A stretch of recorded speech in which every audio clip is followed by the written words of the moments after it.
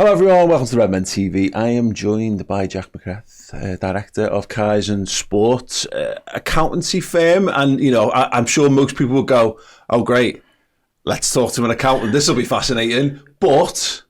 We're trying to make it interesting. Well, yeah, we're trying to change that narrative for footballers. Yeah, and look, I was fascinated by your story in general because you come from a football background. First and foremost, right? I mean, you tell me a story about playing against Jamie Vardy once upon a time. Yeah, I've had a couple of bad experiences playing a cup. Sterling, Jamie Vardy. Oh, yeah, quick. Can't get anywhere near them.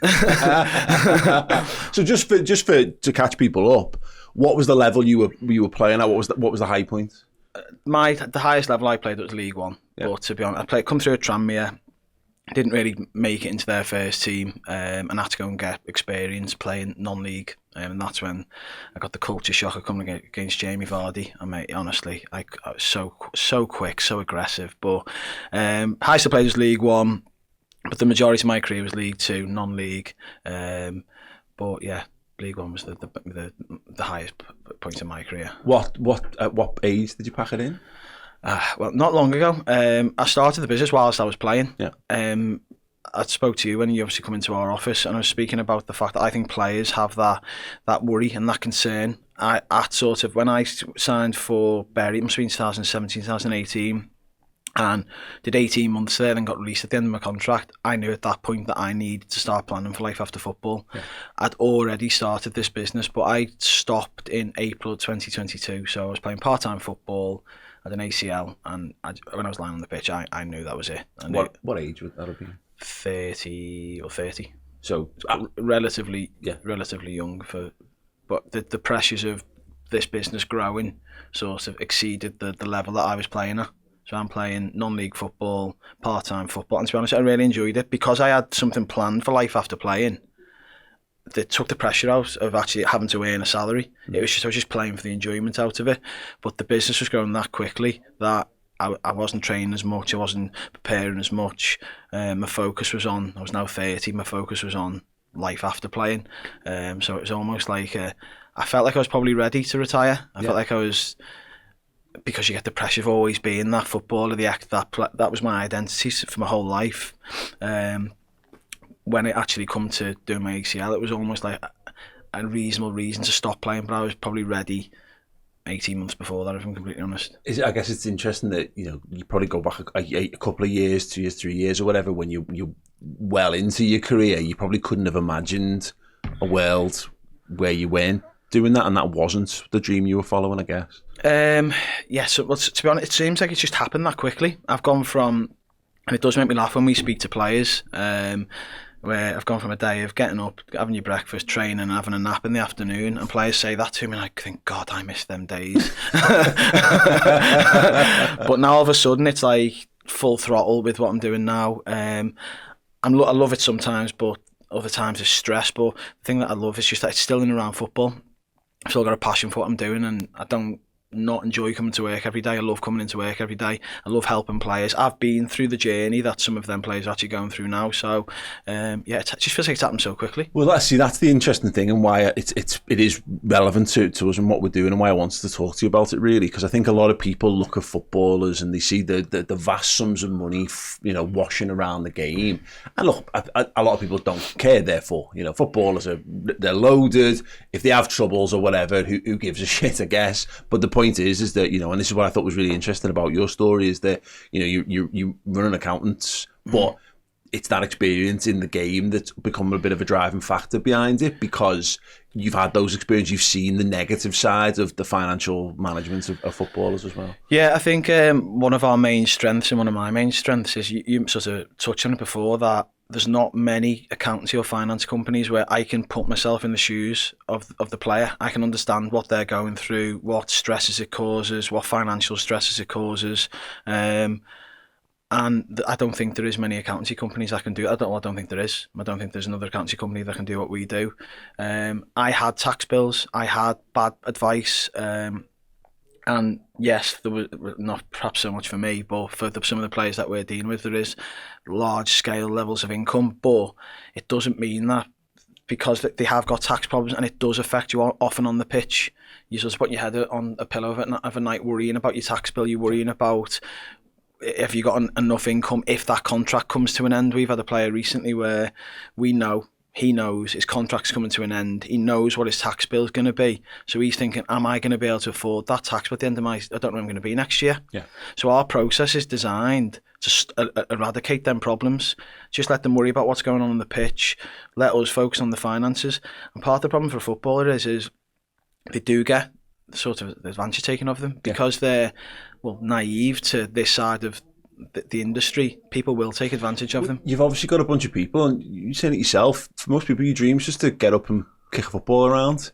Nobody prepares you for this idea of there's going to be money, and whether it's to be a millionaire or not, there's still money coming in. Your focus is on what it is. And look, I empathise with that. All I ever wanted to do was make videos and write books and do all that kind of stuff. Mm-hmm. Then you come to a realisation that it causes you a mass amount of stress if you don't understand it. And I would suspect, at the risk of, I'm well aware that I'm speaking to an ex-footballer, but I don't think there's many footballers who've got boss maths GCSEs, is what I'm saying, or did maths A levels. You're right, the vast majority, but you'd be surprised. Okay. What I'd actually like to do, I know what you're touching on. I'd love footballers to work with us. Yeah. And I'm quite big on it. We were speaking to a young Everton player the other day. He's been released. I can teach maths. I can teach the tax side. I think you can't teach the experience of being in a tax problem, being within a changing room, speaking the language of a footballer. Yeah. So I understand what you're saying, but you'd be surprised. Okay, cool. Well, I genuinely love being surprised on it. But I suppose this is the thing you're faced with, is you've got a bunch of young lads who have either been advised by parents, and parents' focus will have been getting them to a level and getting them to academies and all that kind of stuff. And then you've got that next layer that comes, which will be agents. I'm not going to sit here and slaughter all agents because I don't think all agents are the same, but there are examples of good agents and there are examples of bad agents. And there's this thing where you won't know, because you don't have an experience of who are good people to surround yourselves with. So do you come across that where there's footballers there who all of a sudden they're faced with this stuff and there's people there and they'll just take advice from the first person who speaks to them? Yeah, so we've had this recently. There is very, very good agents out there, and I'm a believer that all footballers should have a good agent, a good financial planner and a good accountant. And if you get them three people in your corner, you won't go too far wrong. There is bad agents, there's bad accountants, there's bad financial advisors, but I feel like what happens to young footballers is all of a sudden 16, 17, on an apprenticeship, first year professional contract, all of a sudden they've walked on the pitch at Anfield and the salary goes from £1,000 a month to £15,000 a week. And the parents have obviously got their best interest of the child, but don't fully understand how to manage the situation. You've got hundreds of agents calling you, hundreds of financial planners calling you. We've had an incident recently where the player, there's that much money in the contract that the agent's petrified to lose the player. Mm-hmm. So the agent will pull the wool over the player's eyes. I just want to work with people. I want our players to work with good people, honest people, transparent people. And it's just, it is hard for the parents, I'd say, because they're trying to sort of navigate through something that they've never had experience of doing. I end up getting phone calls from parents, agents, financial advisors, because I do think that as a company, we're trusted in this industry. We've sort of set a brand that people believe in what we're doing, they trust what we're doing. And I will try and help players understand how an agent should work, what an agent should be doing for you. And there is good guys in the industry, but it's almost like you've got to get your fingers burnt before you actually realise which one's a good and which one's a bad. What would you say is like the most common story or most common almost like mistake or lack of understanding that like a football player runs into? That's a good question, that one. There's probably a million. The one that I don't like is I can't really speak for agents and I can't really speak for financial planners. From an accountancy point of view, a very, very similar thing happened to me. I was working with a company and they were charging me a percentage of what my tax refund was. And And I just think it prompts bad work. So I can give you a small example. It was a player. I can't tell you who it was because you'll probably be able to figure out who it was. Basically, one of the rules within football is you've got to pay tax on whatever your agent receives. And probably a lot of people don't realise that. So if the club pay your agent 100 grand and you're a 45% taxpayer, you've got to pay £45,000 in tax for that agency fee. A lot of players don't know that. A lot of players will come to the end of the year, HMRC will send them a letter and they'll go and, what is that tax bill for? And to be honest with you, just to go off it a little bit, that's what happened to me. Yeah. I moved from, I think it was Macclesfield to Bury. My agent received a fee and I got a tax bill through the door. And when I rang HMRC, the people at HMRC aren't equally football people. They don't realise that it's an 18-year-old lad who's never spoke to HMRC before. They described to me as, you haven't paid tax on your agency fee. So I'm ringing my agent to kick off, essentially, saying, why am I paying tax on your agency fee? So that would be number one. I don't think players actually understand the ins and outs of their contracts in terms of the tax implications. Number one being the agency fee. Yeah. The second one, which really frustrates me, because I can see it happening to players and I can see the wool getting pulled over their eyes. We had an incident where a young player signed a 4-year contract. Year one, his agency fee was paid. So let's just say, for argument's sake, it's £100,000. So we had a tax bill of £45,000. HMRC assume that the agency fee from the first year is the same in year two, but there isn't an agency fee year two. So he's paid an extra £45,000 in tax within that tax year, and he didn't need to. Yeah. So when this accountant's done his tax refund, he's owed 50 grand back. Okay. Yeah. But they charge 25% of whatever he gets back. So they've charged him, what, £12,500 for a piece of work which should cost £500-600. Yeah. The email that was sent to the player, I seen it, was, good news, you're getting £36,000 back, but in reality he should have got 50. So he'd had the wool pulled over him by the accountant, and that's what I'm saying. It's hard for parents, hard for players, because these things do go on, and it's frustrating as an ex-player who it's sort of happened to. Yeah. But we are now making sort of waves in this industry where people are trusting us that they will tell us the truth about my tax affairs. They can make it really clear and make us understand. I want to educate players how to spot these sort of things. If I can get the player to understand it, they'll all gravitate towards my company anyway. But I just get frustrated by that. It's not fair. Someone's naive and someone's taking advantage of them. And I think, again, it probably falls on deaf ears a lot of the time, because again, you've got that whole sense of, oh well, it's footballers, they earn loads of money, what's X amount of money to them? But the reality is that it's almost like a vulture-like culture that hovers around some of these players. Sometimes, are people trying to get their own little slice of it. Everyone wants a piece of the pie. Yeah. And there is lots of money within football, but that's at the very, very top end.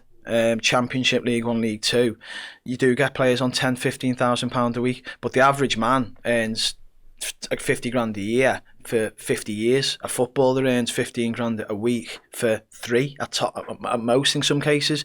So it's especially important for the footballer that during that period that they budget correctly, the tax affairs are in order, that the financial planning's correct, and these vultures, as you just described them, you need to stay away from them. You need to make sure, as I said earlier on, your agent, your accountant, and your financial planner are all good people who actually want to support your career. How does the trust side of things work? Because I imagine, again, you say there's hundreds of agents making phone calls, there's financial planners, everyone wants to try and get their own piece of the pie. Obviously, I know you've got that experience to be able to, the lived experience of walking a mile in their shoes will definitely be a help. But have you found that was almost the hardest part in the initial stage? Because how you go about differentiating yourself from every other one of those phone calls? Well, especially it does differentiate me, I think. In terms of trust, I think the best trust in a changing room is sort of word of mouth. So when I got my tax bill because of a bad accountant, it made me realise that day that I was studying at that point that there is a gap in the market for someone to come in and do this correctly. It took me ages to start this snowball moving, and it was from teammates, ex-managers, my agent at the time, all slowly starting to believe that I knew what I was doing. Because ultimately, at one point, I was just Jack in the changing rooms. I was messing around in the changing rooms, messing around on the training ground. It took me a long time to say, well, no, it is still me, but I actually do know what I'm doing. And as ex-teammates, so Carl Martin's now the assistant manager of Southampton. Danny Andrew played League One, League Two. Paul Hurst was the Ipswich manager at one point. They were the people I had to sort of lean upon to sort of spread this rumour. And the best way to get people to trust you within the industry is through word of mouth. And to be honest with you, we've been trading for 10 years now. Once you do one thing wrong in football, rumour spreads even quicker. So I think firstly, from the experience of actually using ex-teammates, ex-managers, agents that I've sort of worked with, but then actually I have a phrase in our office, just keep doing the right thing. Yeah. Just keep doing the right thing, because I'm conscious that if you don't, football, bad rumours spread quicker than good ones. Yeah. I love the idea, though, that like there's a bunch of lads sat in the changes and they've all got their own skills. Like there's the one who's the best of FIFA in the changes, and you're like, right, lads, accountancy, I've got, you know, and they're like, I'm not sure when I was playing, I'd have been that guy that'd have gone, he's going to be the you know what I mean? Like, there must have been a point where you go, lads, I'm quite good at this. And they're like, come on. No, you're not. No, they probably did. I can remember starting. We were in the other director's spare room and I'm ringing ex-teammates to go, I can help you with tax return. And they must have been going, I'm not sure. I'm not sure. Yeah, but it's gone from strength to strength. So it's funny. We had this conversation previously, but it was one of those ways that the way the world's connected worked out. That I was doing some research on Yana Daniels, who was a Liverpool women's player. So followed her on Instagram, and then noticed she'd done a collaborative post with you guys, and that's how Kaizen sort of fell under my radar. But it's cool because you've got like the wall of shirts in there, which is like obviously people that you've worked with and all that. There must be a nice sense of pride that you've got a wall's worth of. There's like stories behind each shirt. So mine's right in the middle, and I make the same joke when clients leave the office. He was the best player, but no, it is proud when you leave our office. You've got it's ex-teammates and it's experiences that I've got. As I said, Carl Martin, I was with Carl for 3 or 4 years, played together. And I sort of know each of them people individually. So, yeah, it is nice. And we're actually noticing now that shirt wall, there's bigger, more high-profile players getting put up on that wall. It's quite nice to actually be able to put Premier League, England International on that wall. So, yeah, I am proud of what we've done. And it's all of us, like everybody in that room, like in that office has worked incredibly hard. And I'm just excited what's coming next. But the Anna Daniels is a perfect example I was sort of touching on before. What actually happened, Matt Beard, me and Matt get on really, really well. I think he'd been in the job, then come back to the Liverpool women's, and a lot of the players ended up getting tax bills because of, I won't say how much or anything like that, but because of the club had put the players in a club accommodation. So the players didn't realise that it was something called a benefit in kind. Whatever the club pay for, you have to pay tax on. So 5 or 6 of the squad ended up with massive tax bills. Matt's now got a problem because 5 or 6 of his main starting 11 aren't happy. What he asked us to come in and do is a workshop, an educational workshop, where I can teach the players about how to fix the problem, how to spot the problem, and how to eradicate the problem. And he was made up because we sorted the problem. His players are now back on side, and Yana actually signed up on that day. We fixed their problem, and she's been with us ever since. And that must have been, how long was that? 5 years ago, something like that. And what's interesting as well is like she's a good example. Obviously, she's got the wood cycle on the side, which is her sort of startup as well. That I guess you've probably got examples there of like it must be cool to be able to, similar to what you've gone through. You've actually got the ability to say, actually, if you want to start something else, and this is what this looks like. Well, I've got quite an interesting story about that. So obviously, I'm Yana's accountant, and I'm in my local village where I live, just walking with my little girl, and there's a wood shop, and I'm sort of looking, I went, that's Taylor Hines, and looked again, I was like, that's another Liverpool player, and it was Yana's workshop, and our meeting about the her first sort of like pop-up event was during that event. But the ability that I've got, like you're saying, is I can actually put myself in the shoes. I was playing full time for Berry, building a business, and I've got the experience of some of the difficulties that you experience, and you're having to take. The hardest bit for me was all you want to do is play football. All you want to do is enjoy football, play at the highest level you possibly can, and every single player is going to at some point come to the end. So you're having to take time away from what your dream is to achieve something else. And I've actually got experience where I can say to players, listen, I've been playing full time, had to build my business. And when you start talking to them, I think they actually appreciate the actual hands-on experience that I've had. I can actually help them build their business and speak the language that they need to hear from their accountant. Yeah, it is amazing being able to do that, because it's a thing that people just don't think about. Most of us don't think about it, because ultimately it's not something that you kind of have to think about until you do, and having someone who knows what they're talking about helps massively. Have you got a proudest moment? Or proudest moments? Yeah, I suppose so. I suppose I'm proud of the size that we're at now, the clients that we're bringing in. There was an instance a couple of weeks ago, and it's not actually, well, actually, yeah, I suppose it was two.